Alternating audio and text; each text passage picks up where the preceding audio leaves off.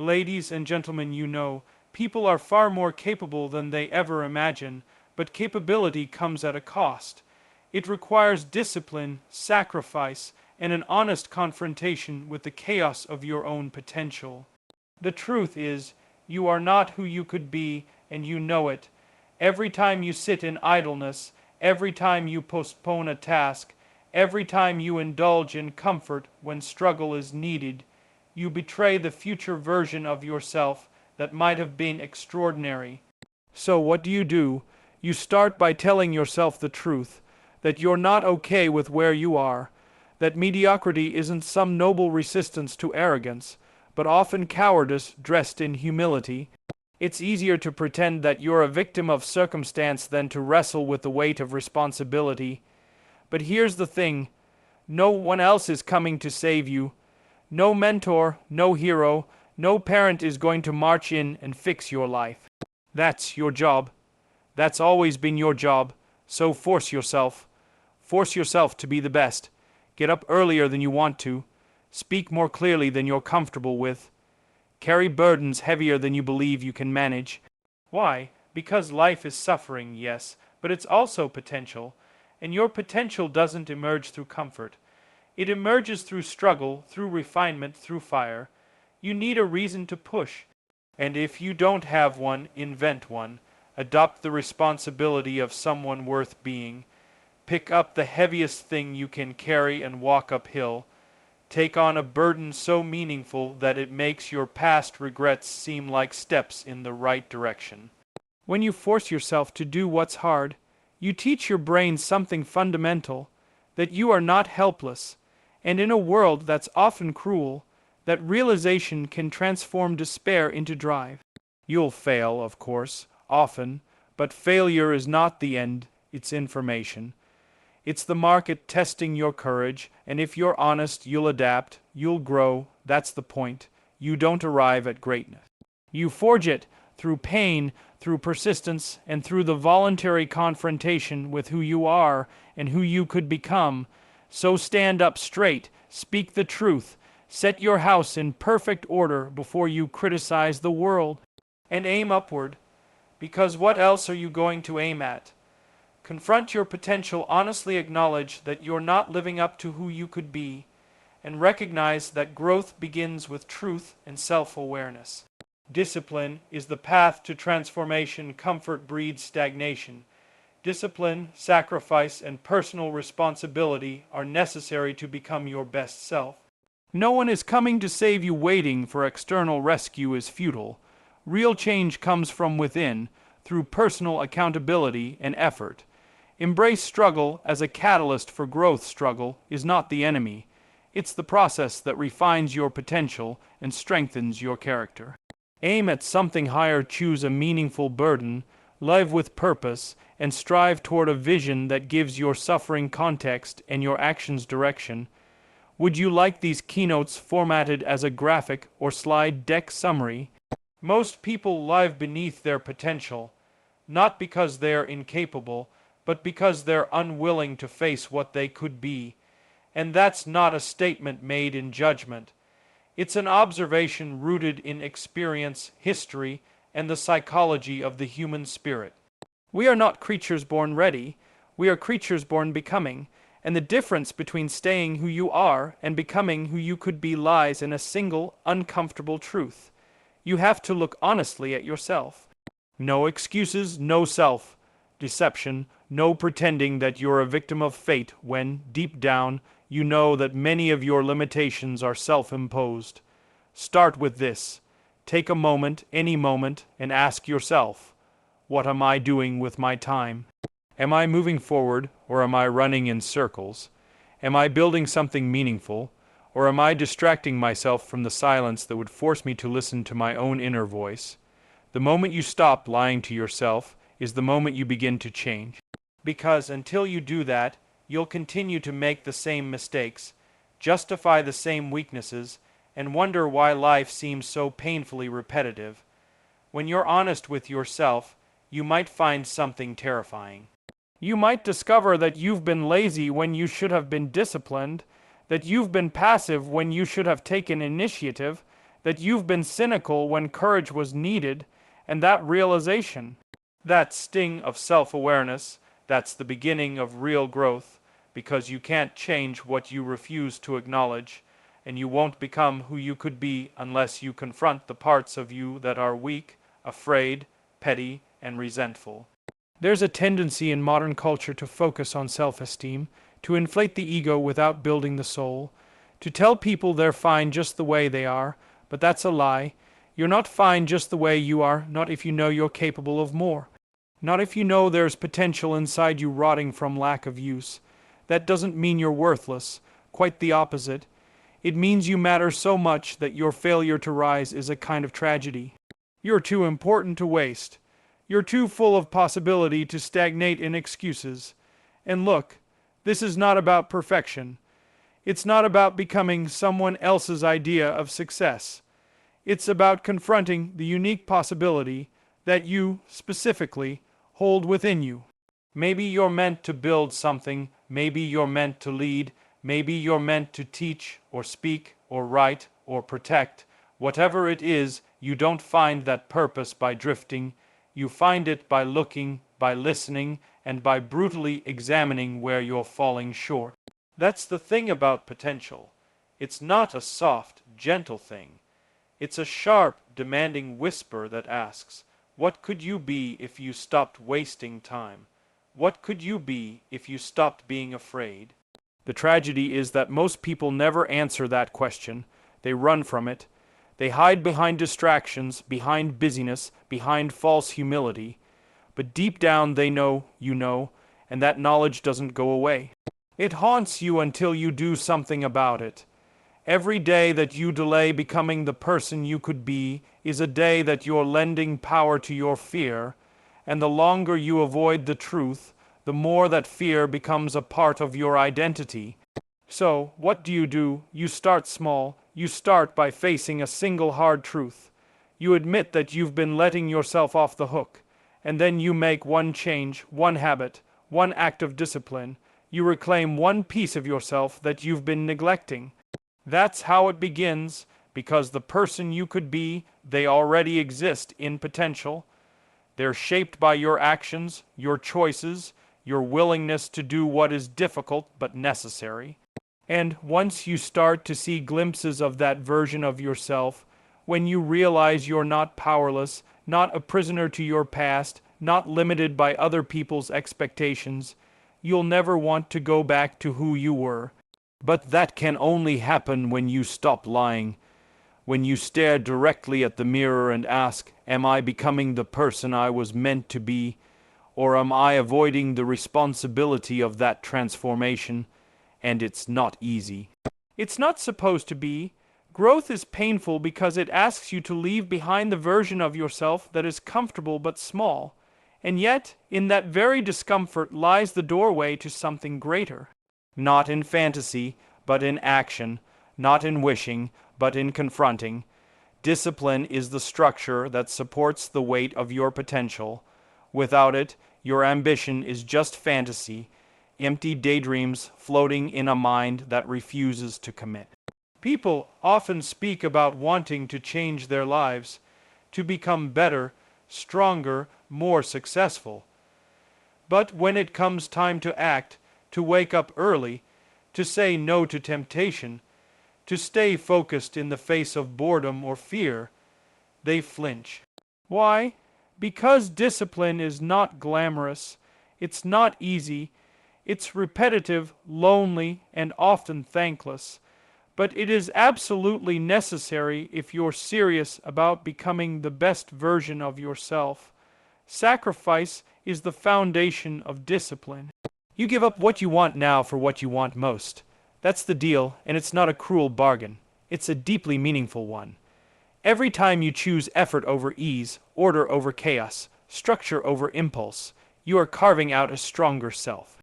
You are telling your mind and body that your goals matter more than your mood, and that small moment of control, that's where transformation starts. Comfort is the enemy of growth. It whispers to you that you've earned rest when you haven't. It convinces you to delay action until the circumstances feel perfect, which they never do. And if you listen to it for too long, you start building a life around avoidance rather than ambition. The harsh reality is that nobody achieves anything worth having without discipline. The world doesn't reward you for what you could do. It rewards you for what you consistently do. Discipline turns potential into reality. Without it, all your talents, your dreams, your plans, they rot in place. You might have incredible gifts. You might have intelligence, creativity, even passion. But none of that matters if you can't show up day after day and do the work. Talent without discipline is like a sharp blade left to rust. And people who rely solely on their natural ability often fall apart the moment life gets difficult, because they never built the mental toughness that discipline creates. Discipline is what carries you through the days when motivation disappears.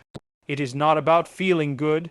It's about doing what's necessary even when everything in you wants to stop.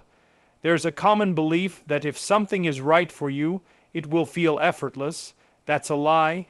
The things that matter most often require the greatest effort. Meaning is not found in ease, it's forged in challenge. Discipline takes what is abstract, goals, dreams, identity, and drags it into the real world, one disciplined action at a time. You don't find yourself, you build yourself, and discipline is the construction method. You don't get to the top by doing what's fun. You get there by doing what's hard, over and over, especially when it's boring. That's the part no one wants to talk about. The hours of training when no one is watching. The discipline to shut off distractions. The courage to say no to what everyone else is doing so you can say yes to your deeper purpose. It's not just about working harder. It's about working when you don't want to, when you're tired, when you're discouraged. That's when it counts the most. There's also this illusion that people who are disciplined are somehow built differently, as if they were born with some secret ability to resist temptation. But that's not true. Discipline isn't something you're born with, it's something you practice. It's a muscle, and like any muscle, it grows when you challenge it. You don't need to be perfect. You just need to show up. You need to keep showing up until the habit is stronger than the excuse. And here's something no one wants to admit. Most people already know what they need to do. They just don't want to do it. They wait for motivation to strike like lightning, but motivation is fleeting.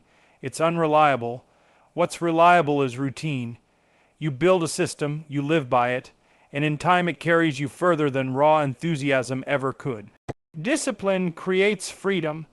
The freedom to choose your future instead of being ruled by your impulses. So the choice becomes clear. Stay comfortable and stagnant, or suffer a little now to become someone who commands their life rather than reacts to it. Discipline is not punishment. It is the highest form of self-respect. It says, I am worth the effort. My future is worth the sacrifice. And once you truly believe that, no obstacle is too great. At some point, you have to confront the brutal truth that no one is coming to save you. That realization can be crushing at first, because it strips away every excuse, every comforting fantasy that someone, somewhere will take the weight off your shoulders, but hidden inside that truth is something powerful, the key to your freedom. Because once you understand that your life is your responsibility, that your choices are the architecture of your destiny, you stop waiting and you start building. You stop blaming and you start changing. You become dangerous, in the best sense of the word, because you no longer need permission to take control.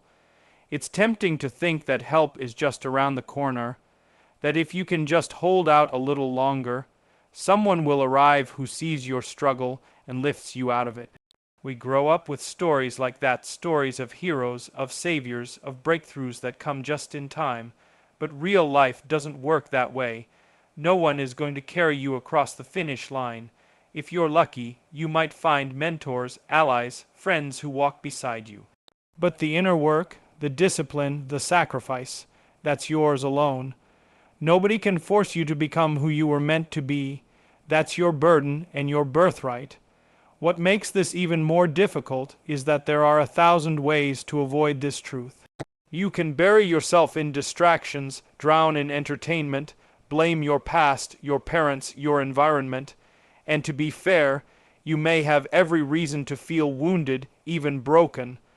Life is unfair, people are cruel, and pain often comes without warning or explanation. But here's the reality. Even if it's not your fault, it's still your responsibility. That's the paradox. You didn't choose your starting point, but you choose every step forward from here. And people will say, but I don't know how. I don't know where to begin. Start anywhere. Start by doing something that makes you just a little stronger than you were yesterday. Clean your space, fix your posture, learn one new thing, speak one honest sentence. The smallest action, taken with intention, is infinitely more powerful than the biggest excuse. The universe doesn't hand out blueprints. You carve your path through effort, reflection, and persistence. There's an uncomfortable dignity in owning your struggle. When you stop hoping someone else will come fix your life, you start becoming someone who can fix their own. And with that mindset, every challenge becomes training. Every failure becomes data. Every day becomes a battlefield where you either advance or retreat. But you no longer wait. Waiting is death. Waiting is surrender. Action is life. You don't need to be perfect to begin. You don't need clarity. You don't need confidence. You need movement. You need commitment. And that commitment has to come from within, not from the approval of others or the illusion that your circumstances will magically improve. Because the harsh truth is that the world doesn't care about your potential until you prove it. Until you show it through work, through consistency, through quiet, patient determination. So what happens when you stop waiting for a rescue that's never coming? You change the narrative. You become the rescuer. You become the one who pulls yourself out of the hole, who climbs out of the pit hand over hand, who keeps going even when every voice says you can't. And in doing so, you earn something that no one can give you: self-respect. You begin to believe, truly believe, that you are capable, not because someone told you so, but because you proved it, one hard day at a time. There's power in that, not the kind of power that controls others, but the kind that controls yourself, the kind that quiets the chaos in your mind, that silences the inner critic with undeniable evidence. You didn't get here by luck. You got here because you refused to quit, because you stopped hoping and started acting, because you decided that your life, flawed as it may be, was still yours to shape. And this isn't about pride or arrogance. It's about sovereignty. It's about standing up in the storm and saying, "This is my life, and I will not abandon it." No more waiting, no more wishing, no more outsourcing your purpose to someone else's timeline. You take the reins, you steer. Even if the road is unclear, even if the load is heavy, you move, because no one else can walk this path for you. And if you don't walk it, it won't be walked at all. Struggle is not something to be avoided. It is something to be embraced, studied, and used. Too often, people treat difficulty as a signal to stop, a sign that something is wrong, that maybe they're on the wrong path. But what if it's the opposite? What if struggle is a sign you're exactly where you need to be? What if it's not a barrier, but the training ground for who you must become? The truth is that comfort breeds stagnation, and growth comes through discomfort, pain, and effort. There is no transformation without it. To avoid struggle is to avoid your own evolution. Pain has a language. It speaks to you in ways that ease never could. When you're tested, when life pushes you to your edge, you discover truths about yourself that were hidden beneath the surface. You find out where you're strong and where you're fragile. You see the parts of yourself that you've ignored, the fears you've never faced, the excuses you've repeated for years, the false confidence that cracks under pressure. Struggle tears away the mask, and what's left is raw, real, and necessary. There is something deeply honest about effort. You can't fake it. You can't lie your way through it. Either you show up and put in the work, or you don't. And that work shapes you, not just in the results, but in the process itself. The struggle becomes a mirror, revealing who you are and who you aren't. And if you have the courage to keep going, to face the discomfort instead of running from it, you start to become someone different. Someone stronger, more resilient, more dangerous in the face of adversity. Most people want change without resistance. They want success without failure. They want strength without pressure. But that's not how the world works. Everything you admire in others, discipline, focus, courage, skill, was forged through struggle. Someone earned it. Someone went through something hard and didn't quit. The gap between where you are and where you want to be is filled with pain, effort, and the repetition of small, unglamorous actions. You can't escape that, but you can choose to respect it. You can choose to walk into it willingly, knowing that every step you take through the fire is burning away what's weak and revealing what's real. This is what people don't understand when they say they're stuck. They're not stuck. They're resisting struggle. They're avoiding the very friction that would pull them forward. Progress isn't always obvious. It doesn't always feel like winning. Sometimes progress feels like failure. Sometimes it feels like exhaustion, doubt, and frustration. But those are not signs to turn back. They are signs that you are pressing against the edge of your current self. That's exactly where growth happens. There is a part of you that will only wake up under pressure. It doesn't respond to comfort. It doesn't activate when everything is going smoothly. It comes alive when things are difficult, when the stakes are high, when you're forced to dig deeper than you ever have. And that version of you is worth meeting. But you'll never meet them if you keep avoiding the hard parts. If you keep choosing safety over challenge, ease over effort, escape over confrontation. You don't have to love the struggle, but you do have to respect it. You have to understand that it is not your enemy. It is your opportunity. Every painful lesson is a page in the story of your development. Every setback is a test of how badly you want to improve, and every difficult moment is a chance to develop the traits you claim to value: discipline, endurance, resilience, and patience.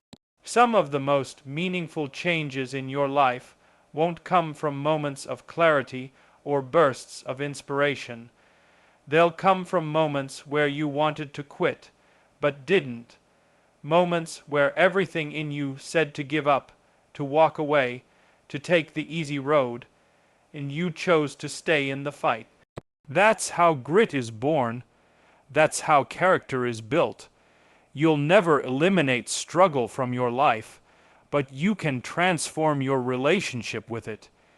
You can stop seeing it as punishment and start seeing it as the curriculum for becoming the person you were meant to be. The pain isn't in the way, it is the way. If you can accept that, if you can move through your resistance and step into the fire, you will emerge not just changed, but awakened. Because only through struggle do you gain the strength to carry the weight of your own potential. You need something to aim at, something higher, something difficult, something worthy of the pain you'll endure along the way. Without a direction, you drift. Without a target, you waste energy. And without a vision of who you could become, life collapses into routine, distraction, and quiet desperation. A person who doesn't aim at something meaningful will end up chasing whatever feels good in the moment, and that path, more often than not, leads to regret. Because you were built to pursue, to strive, to overcome, not to sit idle while life passes by without your full engagement. When you aim at something higher, you force yourself to grow. You voluntarily step into responsibility, and that's where transformation begins, not in comfort or passivity, but in setting your sights on something that matters and aligning your behavior toward that goal, even when it hurts, especially when it hurts. There's a kind of sacred weight in choosing a meaningful aim. It elevates your suffering. It gives context to your struggle. It says, this pain is not pointless. It's part of something that matters. Too many people lower their aim out of fear. They don't want to fail, so they choose goals so small that success becomes meaningless. But avoiding failure is not the same as succeeding. There's no dignity in making yourself small to avoid pain. What's more courageous is to aim so high that you risk falling short, and to pursue it anyway, because even if you don't reach the peak, the person you become in the climb is stronger, more capable, more alive than the one who never dared to begin. A meaningful aim doesn't have to be grand in scale, but it has to matter deeply to you. It could be building a family, creating something beautiful, leading with integrity, mastering a craft, or helping others rise. Whatever it is, it must demand effort, sacrifice, and growth. If it's too easy, it won't transform you. If it costs nothing, it's worth nothing. And if you don't feel a deep sense of purpose when you think about it, it's probably not the right aim. The power of aiming at something higher is that it restructures your entire life. It gives your days urgency. It tells you what to say yes to and what to say no to. It becomes a compass that helps you navigate through distraction, fear, and temptation. When you're truly locked in on a meaningful goal, your habits start to align.